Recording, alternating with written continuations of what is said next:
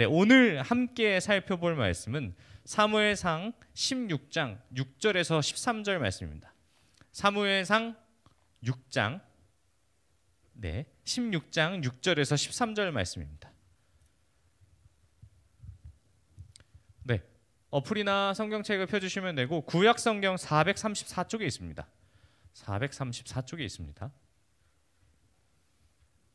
네, 다 찾으신 줄 알고 우리가 함께 읽도록 하겠습니다. 함께 읽겠습니다. 시작.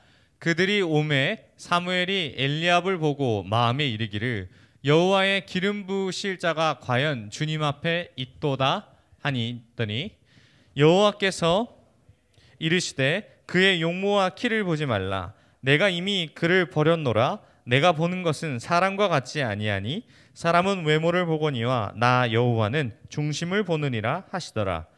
이새가 아비나답을 불러 이르되 사무엘 앞을 지나가게 하매 사무엘이 이르되 이도 여호와께서 택하지 아니하셨느니라 하니 이새가 산마로 지나가게 하매 사무엘이 이르되 이도 여호와께서 택하지 아니하셨느니라 하니라.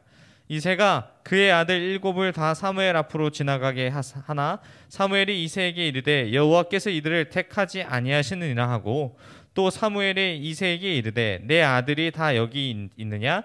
이새가 이르되 아직 막내가 남았는데 그는 양을 지키나이다. 사무엘이 이새에게 이르되 사람을 보내어 그를 데려오라. 그가 여기 오기까지는 우리 식사 자리에 앉지 아니하겠노라. 이에 사람을 보내어 그를 데려오매 그의 빛이 붉고 눈이 빼어나고 얼굴이 아름답더라.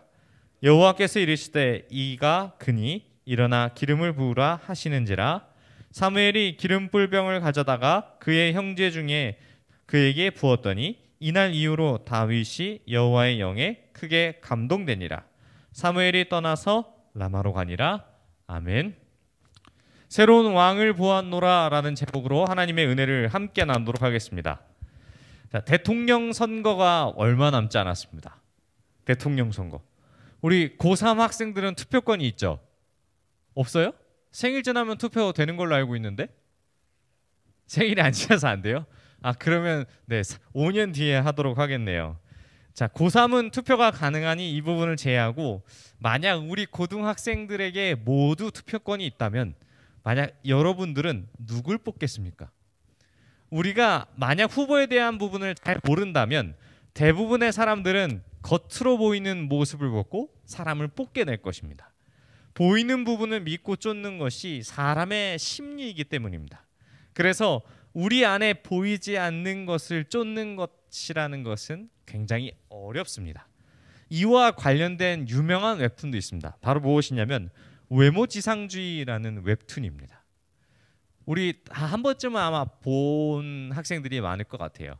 그러한 모습을 봤을 때 이 외모지상주의에 관한 퀴즈를 하나 드리도록 하겠습니다.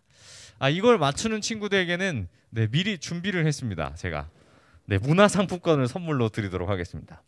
외모지상주의를 영어로 하면 혹시 무엇인지 아십니까? 와, 어렵죠? 외모지상주의를 영어로 하면 뭘까요? 굉장히 쉬워요. 아, 들으면 아, 이거였어 라고 할 거예요. 외모지상주의를 뜻하는 단어가 두 가지가 있는데 하나는 굉장히 어렵고 하나는 굉장히 쉬워요. 자, 무슨 주의라고 했을 때 영어에 뭐가 붙죠? 이즘이 붙죠. 이즘. 그 앞에 단어를 연상하시면 됩니다. 무슨 단어와 무슨 동사와 무슨 단어가 합쳐져서 무슨 즘이라고 합니다. 아, 힌트 다 드렸어요. 외모 뭘까요? 모르겠어요? 더 큰 힌트를 드릴게요. 우리가 그 옷을 입는 것을 우리가 땡땡 뭐라고 부르죠? 무슨 이렇게. 자, 위에를 하얀 걸 입고 아래를 검정 슬랙스 같은 거를 입었어요. 우리는 이거를 뭐라 그러죠? 모나미 같다 그래서 모나미 땡이라 부르죠. 아, 다 가르쳐줬네 이거. 모르겠어요? 대한이 크게 들고 소리 좀 얘기해줘봐. 뭐라고? 아니야? 아. 자, 더 큰 힌트. 아, 이거 진짜 자, 보다가 영어로 뭐죠? 에? 에? 예, 그거랑 이즘이랑 붙여봐요. 손 들고. 어? 크게 크게. 룩이즘. 아, 틀렸어요. 가운데 단어를 다른 걸로 바꿔줘야 돼요. 그거를 룩이가 아니라 된소리로 해서 자음동화식으로. 아, 너무 어렵다. 다시. 어? 아, 신이. 맞아요. 자, 보다라는 룩이라는 단어와 무슨 주위에 이즈가 붙여서 룩키즘이라 그래요. 아까 얘기했던 땡땡 룩 기억해요? 모나미 룩. 여러분들 검정 아래로 블랙 룩. 무슨 룩이라 그러잖아요. 어떠한 패션에 대해서 내가 옷을 입었더라는 것을 그 룩이라는 보다라는 단어와 그리고 이즘이 붙어서 룩키즘이라는 것이 사실상 영어에서 얘기하는 그러한 외모지상주의를 이야기해요. 아, 굉장히 어려웠네요. 너무 어려운 단어를 드려서 죄송해요. 아마 시험에 나올 수도 있어요. 네, 국어 시험이든지 영어 시험이든지 아마 나올 수 있으니까 꼭 한번 기억하시면 좋을 것 같아요. 이 외모지상주의라는 부분을 잘 살펴보면 지금 현재도 우리나라에서 굉장히 많은 것을 할애하고 있습니다. 그렇죠? 심지어 우리나라를 일본에서 비유하기를 성형 왕국이라고 부르기도 합니다. 그만큼 우리나라 사람은 외모에 따른 것에 대한 평가도 많고 그것에 관한 어떠한 컴플렉스도 많기 때문에 굉장히 우리나라는 우리나라 자신들을 꾸미는 것을 좋아하기도 하고 드러내는 것도 좋아합니다. 그만큼 자신의 외모에 대해서 만족하지 못하라는 부분도 있고 또한 이 부분을 달리 생각해 보면 그만큼 자신을 아름답게 꾸미고자 하는 그러한 욕망이 가득하다라는 것을 나타냅니다. 그런데 이 외모지상주의에 대한 부분을 살펴보면 우리나라뿐만 아니라 이것은 전 세계에 있는 부분이에요. 우리나라는 성형수술하면 가장 많이 하는 성형수술이 뭔지 알아요? 쌍꺼풀. 쌍꺼풀 수술을 제일 많이 하는데 해외에 나가보면 해외 여성들이나 남성들이 하는 경우는 보통 몸에 대해서 성형을 하는 게 굉장히 많대요. 무슨 분야면 걔네는 얼굴보다 체형이나 몸에 대한 부분을 더 잘 보기 때문에 몸에 대한 성형을 많이 한다라고 그래요. 그래서 사람들마다 보는 미의 관점이 다르기 때문에 서로 다른 부분이 이렇게 드러나게 됩니다. 심지어 여러분들이 태어나지 않았던 그리고 제가 태어나지 않았던 70년대나 80년대를 살펴보면 그 당시의 미의 기준을 살펴보면 미스 코리아를 보면 쫙 알 수 있습니다. 근데 그 당시의 미의 기준이 어떤 거였냐면 가난하고 먹지 못하는 사람들이 많으니까 통통한 사람들과 부해 보이는 사람들이 사실상 미의 기준으로 해서 최고였어요. 맏며느리감이다. 장남 같다. 그래서 배부른 사람이나 어떠한 것에서도 덕이 보이는 사람들을 가장 우선순위로 높였죠. 지금은 그 룩이 이제 보여지는 부분이 중국도 조금 비슷해요. 중국도 보면은 부자 같은 사람은 진짜 막 이렇게 조금 딱 봐도 누가 봐도 정영돈 같은 사람이 중국 사람이고 어떠한 부분에 부자 같다라고 느끼는 것이 그러한 부분입니다. 그렇다면 우리가 지금으로 살펴봤을 때 우리가 기준은 외모에 대한 기준은 어떻게 두냐면 굉장히 날씬한 사람을 아름답다라고 표현합니다. 그렇죠? 아니에요? 날씬한 사람. 여러분들이 보기에 저는 어때요? 외모가 10점 만점에 몇 점인 것 같아요? 10점이요? 내 마음의 1등이네. 누구나 그 외모에 대해서 자신감을 갖기가 쉽지 않아요. 왜냐하면 사회적인 평균값이 어떠한 부분에 있어서 이 기준이 있기 때문에 그래요.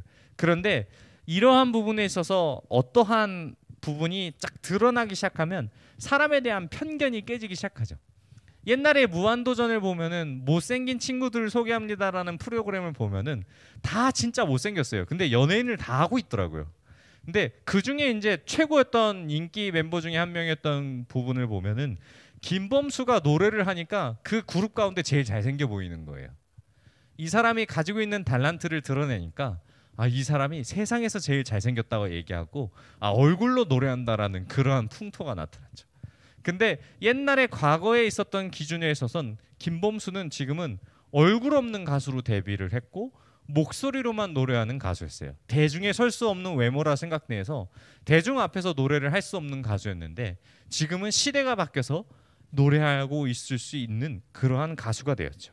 그렇다면 우리가 이뿐만 아니라 패션 또한 마찬가지예요. 여러분들이 입고 있는 그러한 패션들을 보면은 강도사님이 중학교 고등학교 때 했던 거를 여러분이 그대로 따라하고 있어요. 한 10년이면 패션의 형태가 막 바뀐다라 그러거든요. 저 중학교 고등학교 때는 다 바지를 다 줄였어요. 치마도 막 줄이고. 요즘은 여러분들 지금도 그렇죠. 근데 어느 순간 이것이 싫어서 바지를 다시 넓히는 시대가 왔어요. 바지를 어느 순간 다 넓히기 시작해요. 바지통을. 또 그렇죠. 그다음에 이것이 일상치 않으니까 또 어떻게 되냐면 부츠컷이라는 것이 또 청바지가 유행해서 부츠컷으로 다 입고 다녀요. 또 어느 순간이냐면 부츠가 유행해서 부츠를 다 신고 다녀요. 그것이 또 지나가면 또 어떤 게 있냐면 짧은 게 또 다시 유행하기 시작해요. 이게 유행이라는 게 돌고 돌면서 사람들의 기준을 벗어나지 않는 선상에서 계속 변화돼요. 그렇다면 성경에 기록되어 있는 사람들은 어떨까요? 저는 이 부분에 관해서 여러 가지 생각을 해보았어요. 성경에서 가장 잘생긴 사람이 누굴까? 라고 했을 때 여러분들은 누굴 생각하나요? 한번 생각해 보신 적 있습니까? 성경에서 가장 잘생긴 사람. 상상 한번 해보겠습니다. 누가 제일 잘생겼을까요? 잘 모르는 사람들은 예수님이 제일 잘생겼다라는 생각을 하게 돼요. 왜냐하면 우리가 매체에서 본 영화나 어떤 드라마상의 예수님은 완전 꽃미남이에요. 머리가 치렁치렁 길고 얼굴은 주먹만 하고 굉장히 왜소하면서 굉장한 예수님의 그 아름다움을 잘 묘사하죠. 연약한 사람을 묘사하는데 사실 예수님의 직업이 뭐냐면은 목수예요. 목수이자 목공이자 그 당시에는 목공보다는 석수의 개념도 같이 있기 때문에 목공이자 석수예요. 그러면 돌을 깎고 나무를 깎는 사람이 몸을 쓰는 사람의 직업을 가진 사람이 과연 왜소했을까요? 예수님은 몸에 근육이 있을 수밖에 없어요. 평생토록 그 직업을 가졌기 때문에 그렇죠. 꽃미남이었을까요? 일을 하는 사람이 꽃미남일 수가 없죠. 거칠은 손과 발과 얼굴을 입고 막 돌을 깨고 나무를 깨니까 늘 그 먼지를 뒤집어 썼기 때문에 피부도 또한 좋지 않았을 거예요. 우리가 갖고 있는 선입견이 그렇습니다. 제가 생각하기로는 성경에 기록된 바에 따르면 가장 잘생긴 사람이라고 생각하는 사람은 바로 요셉이에요. 요셉이라 생각한 이유는 모든 여자들이 흠모하기 시작하죠. 잘생겼기 때문에. 심지어 성경도 그의 용모가 아름답다라고 기록을 하고 있어요. 뿐만 아니라 우리가 생각했을 때 성경에서 가장 아름다운 여성이라고 했을 때 저는 첫 번째로 뽑는 사람이 바로 에스더예요. 왜 에스더가 아름답냐면 그 당시에 페르시아 제국의 황제가 그 한 여인을 보고서 뿅뿅 사랑에 빠져서 나라의 절반이라도 주겠다라고 고백을 하죠. 그러한 절대적인 권력자가 좋아할 만큼의 외모를 가졌다라는 것은 굉장히 큰 은혜였을지도 모릅니다.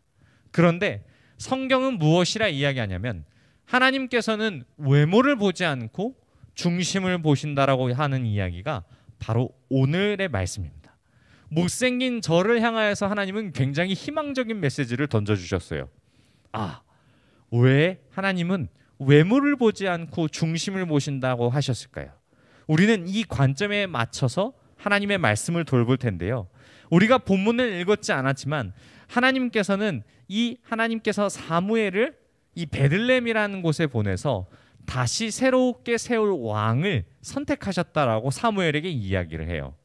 이미 그 전에 사울 왕이 왕으로서 세워졌는데 사울 왕이 하나님의 뜻에 부합하지 않자 하나님께서는 사울 왕 다음으로 세울 왕을 지정하신 것이죠. 그래서 하나님의 음성을 듣고 사무엘이 베들레헴에 가서 하나님의 명령하신 대로 이새의 집에 가게 됩니다. 그것이 16장 1절 말씀에서 나타납니다. 그래서 하나님의 대신하는 사자가 베들레헴으로 가서 나가니까 이 베들레헴 성읍이 진동하기 시작합니다. 무엇이냐면 하나님을 대신하는 하나님의 사자이자 제사장이 왔어요. 그러면 어떻게 될까요? 베들레헴 온 장로들이 나와서 백성들이 나와서 왜 제사장이 왔는지 왜 사무엘이 왔는지 물어봅니다. 그리고 나서 왕을 하나님께서 세우시길 원하셔서 이 자리에 왔다라고 이야기를 하고 평안히 가라라고 이렇게 얘기를 듣고 제사를 지냅니다. 그 다음에 본격적으로 성결하는 작업을 하게 됩니다. 왜 성결하게 하냐면 하나님께서 세우실 왕을 세우는 그러한 모습이니까 그에게 기름을 붓고 제사를 드리기 때문에 가장 먼저는 성결하고 거룩한 모습으로서 나를 바꿔야 되는 것입니다. 그래서 베들레헴 온 성읍이 하나님께 제사를 드리고 성결한 작업을 거쳐서 이 이새의 아들들을 쭉 보게 됩니다. 그 가운데에 6절 말씀을 보면 이새의 집에 도착하여서 이새의 아들들을 다 불러 모아 세우게 합니다. 그리고 첫째 아들부터 차례대로 소개합니다. 그 가운데 우리 16장에 보면은 첫째 아들인 무엇이냐면 8절에서 아비나답을 불러서 세우십니다. 첫째 아들이 왕으로서 세울 제목이라고 생각했기 때문에 이새는 아들을 먼저 앞세우고 이 사무엘은 이 아들을 보자마자 어떤 느낌이 들었냐면 제사장인 내가 봐도 잘생겼고 키도 크다라고 생각하고서 이 사람이 왕이구나라는 것을 7절에 생각하게 됩니다. 우리 7절 말씀 한번 보여주세요. 우리 7절 말씀을 함께 읽겠습니다. 시작. 여호와께서 사무엘에게 이르시되 그의 용모와 키를 보지 말라. 내가 이미 그를 버렸노라. 내가 보는 것은 사람과 같지 아니 사람은 외모를 보거니와 나 여호와는 중심을 보시노라 하니라. 이 첫째 아들을 보자마자 사무엘이 왕으로 세우고자 하는 마음이 생긴 거예요. 그런데 이 하나님께서는 무엇이냐 하냐면 여호와께서 사무엘에게 이르시되 그의 용모와 키를 보지 말라라고 이야기하며 이미 그를 버렸노라라고 이야기해요. 여기서 이미 그를 버렸다라는 것은 첫째 아들을 버렸다는 것이 아니라 여기서 그라고 지칭하는 사람은 바로 사울이에요. 왜냐하면 왕의 세움에 있어서 기준이 사울을 기준으로 세워졌어요. 무엇이냐면 사무엘이 첫 번째로 세운 왕이자 자신이 경험한 왕은 사울이 한 번밖에 없어요. 그러면 사울이 왕에 대한 기준이 되는데 사울의 외모를 보면 이 다른 사람들보다 머리가 하나 더 있을 정도로 키가 크다라고 이야기를 해요. 이 모습을 보면서 전장에 나아가야 하고 왕으로서의 풍채와 위엄이 보여지기 때문에 하나님께서 세우셨지만 사무엘은 인간적인 마음으로서 이 사울을 봤을 때에 왕으로서 보여지는 그 외모를 먼저 보게 되는 것이죠. 왜냐하면 이스라엘 백성들이 다 인정할 만한 왕이구나라고 본인이 생각했기 때문에 그래요. 근데 하나님께서는 우리가 읽었던 7절 말씀과도 같이 내가 이미 그를 버렸노라 라고 이야기하면서 사울의 기준을 삼는 것이 아니라 바로 하나님의 기준을 세우십니다. 그래서 우리가 이 모습을 봤을 때에 이 사무엘이 생각한 왕의 기준이 바뀌게 되죠. 하나님의 기준으로서 바뀌게 되어 하나님께서 세우시는 것이 중심이라면 하나님의 음성을 듣고 반응하여 왕을 세우게 되는데 이 첫째 아들이 왕이 아니라고 이야기를 하자 두 번째 아들부터 일곱 번째 아들까지 차례대로 한 명씩 지나가게 됩니다. 그 가운데도 하나님의 음성이 없자 무엇이냐면 다시 한번 이 이새에게 사무엘이 물어봅니다. 진짜 네 아들들이 다 왔냐? 라고 물을 때에 이 아들일 중에 하나님께서 택하신 바가 없다라고 이야기하면서 이새가 그 얘기를 듣고 한 사람을 떠올리게 됩니다. 무엇이냐면 자신의 막내 아들이었던 다윗을 떠올리게 합니다. 그런데 우리는 또 여기서 무엇이냐면 사무엘뿐만 아니라 이새 또한 외모 주상주의의 사람이었다라는 것을 떠올리게 됩니다. 다윗이 당시의 막내 아들이었지만 사실은 이새의 아들 중에 한 명이었습니다. 그리고 막내 아들이라 연소하고 연약했지만 이 왕들을 세우는 이 모습 과정에 이 사실 왕에 대한 오디션을 보면서 그 오디션 후보에조차도 올라가지 않았다라는 사실이에요. 이 이새가 보기에 막내 아들은 이 용모나 이런 것이 작고 왜소했기 때문에 왕으로서 세워질 수 없다라고 판단하여서 자기의 아들을 양을 다 치는 그런 목동으로서의 그런 일을 보내버렸다라는 거예요. 옛날에도 우리와 이와 같은 문화가 있었어요. 우리가 다른 손님을 소개할 때 자녀들을 소개할 때 자식들이 많으니까 자식들 중에 좀 뛰어나고 용모가 빼어나면서 조금 공부를 잘하는 친구를 먼저 소개하고 조금 잘 못하는 친구들을 뒤로 밀었단 말이에요. 어른들 세계에서는 그게 정석이었고 외모 지상주의로 볼 수 있는 그러한 현상이었어요. 그런데 하나님은 이 사무엘에게 이야기하신 것처럼 외모를 보지 않고 중심을 보신다고 하시기에 바로 어떻게 반응하는지 보겠습니다. 우리 말씀을 한 번 더 보겠습니다. 무엇이라면 11절 말씀입니다. 11절부터 쭉 한번 읽겠습니다. 시작. 또 사무엘이 이새에게 이르되 내 아들들이 다 여기 있느냐? 이새가 이르되 아직 막내가 남았는데 그는 양을 지키나이다. 사무엘에게 이새에게 이르되 사람을 보내어 그를 데려오라. 그가 여기 오기까지는 우리가 식사 자리에 앉지 아니하겠노라. 아멘. 이 왕의 후보도 올라가지 못했던 이 다윗의 모습을 보기 전까지는 사무엘이 무엇이라 이야기하냐면 식사 자리에 앉지 않겠다라고 이야기를 해요. 이 단호한 모습을 봤을 때 사무엘이 하나님의 음성을 듣고 어떻게 반응하는지를 보게 되는 것이죠. 이 막내 아들을 보지 않고서는 내가 식사 자리에 앉지 않겠다는 것은 하나님의 명령에 철저하게 순종하여서 그의 명령을 지키겠다라는 말씀이죠. 그 가운데에 이 방향성을 돌려서 외모를 보지 않고 중심을 보시는 하나님의 그 뜻이 어디 있는지를 받들자는 거죠. 충분히 인간적으로 생각했을 때는 이렇게 할 수도 있어요. 아, 막내 아들 불러와요. 우리는 그동안 식사하시죠. 이렇게 할 수도 있지만 왕을 세우는 정결하고 거룩한 작업이기 때문에 하나님의 일이 마치기 전까지는 그에 따라서 절대적인 순종을 보여주신 것이죠. 그래서 다윗이 오자 뭐라고 이야기하냐면 하나님께서 기름을 부으시라 말씀하시고 그의 음성을 듣고 이 말씀에 어떤 의심도 없이 기름불병을 가져다가 다윗에게 기름을 붓고 이날 이후로는 다윗에게 여호와의 영이 크게 감동되는 삶을 살아가게 된다고 오늘 본문은 이야기하고 있습니다. 사랑하는 고등부 여러분, 말씀을 통해 우리에게 주시는 참된 하나님의 뜻은 무엇일까요? 여러분 한번 생각해 보겠습니다. 그냥 단순히 하나님은 외모를 보지 않고 중심을 보신다라는 이야기가 오늘의 결론일까요? 우리는 이 말씀 가운데 진짜 이 뜻이 아니라 하나님의 선택과 새로운 왕이 세워지는 과정 가운데 드러난 하나님의 진짜 뜻을 기억하셔야 합니다. 하나님은 항상 인간의 약함을 통해 하나님의 강함을 드러내시는 분이십니다. 이 뜻은 창세기에서 살펴볼 수 있는데 창세기의 말씀에서 에서와 야곱을 통해서도 보여주셨습니다. 첫째인 강건한 에서이자 장자를 세워주시는 게 아니라 둘째인 야곱을 통해서 하나님은 이 약한 것을 드러내면서 강함을 부끄럽게 하셨고 또한 뿐만 아니라 요셉의 두 아들인 므낫세와 에브라임을 통해서도 똑같이 보여주십니다. 성경을 봤을 때에 항상 하나님뿐만 아니라 예수님 또한 이와 마찬가지로 같이 얘기하십니다. 먼저 된 자가 나중되고 나중된 자가 먼저 된다라고 이야기합니다. 만약 하나님의 뜻에 강함이 있다면 저는 이 자리에 설 자격조차 없으며 외모로서 줄을 세운다면 저는 이미 탈락입니다. 그리고 구원에 관해서도 이 기준이 세워졌다면 아마 강자전의 세계에서 온갖 혈투와 모든 것이 난무할 것입니다. 사랑하는 고등부 여러분, 하나님은 다윗을 택하신 이유를 드러내실 때 그 기준을 중심이라 이야기하셨습니다. 사람들은 용모와 키를 보지만 하나님은 중심, 마음을 기준으로 왕을 세우시고 하나님의 마음을 떠났던 사울과 같은 왕이라 진심으로 하나님을 사랑하는 사람을 왕으로서 세우셨습니다.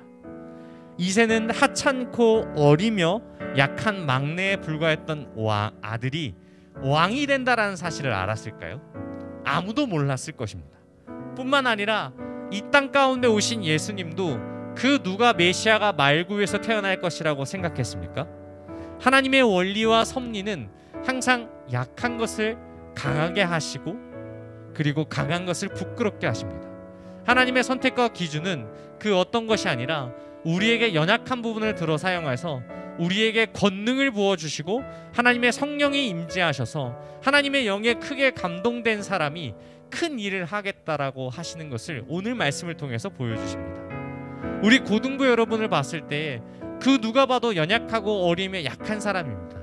하지만 이것 가운데 하나님 우리에게 주시는 말씀은 여러분들 그 외모를 보시는 것이 아니라 권능의 하나님의 그 능력이 여러분들 가운데 임재하시면 하나님이 그 어떤 놀라운 일을 하실지 모른다라는 사실입니다. 다윗이 정말 하나님의 합한 사람으로서 그 영광토록 그 영광을 능력을 다할 수 있는 왕의 자질을 갖췄겠습니까? 하나님의 영이 임하셨기 때문에 가능한 것입니다. 다윗이 왕이 되기 이전에 그 자신의 직업은 무엇이냐면 바로 양을 치는 그러한 양치기 소년이었습니다. 그것이 그 사람이 어떻게 왕이 될 수 있겠습니까? 하나님께서 그를 변화시키시고 인도하시고 권능을 부으셨기 때문에 가능합니다. 불가능을 가능케 하셨던 하나님이라면 우리 여기 있는 여러분들 또한 가능합니다. 오늘 말씀을 꼭 기억하셨으면 좋겠습니다. 지금 우리가 비록 약하게 보일지라도 하나님의 능력으로서 이것이 될 수 있음을 믿고 왕 같은 제사장으로서 세상 가운데 멋진 그리스도인으로서 살아가는 저와 여러분이 되시길 바랍니다. 우리 들은 말씀을 생각하며 함께 기도하겠습니다. 하나님 아버지, 우리에게 응답하여 주옵소서. 하나님의 진짜 뜻이 어디 있는지를 말씀을 통해 듣게 하시니 감사합니다. 하나님 말씀을 통하여서 주님께서 이야기하시는 그 음성 듣기를 소망하오니 하나님의 영이 감동되어 성령에 감동된 사람으로 나를 사용해 달라고 우리 주여 한번 부르시고 통성을 함께 기도하겠습니다. 주여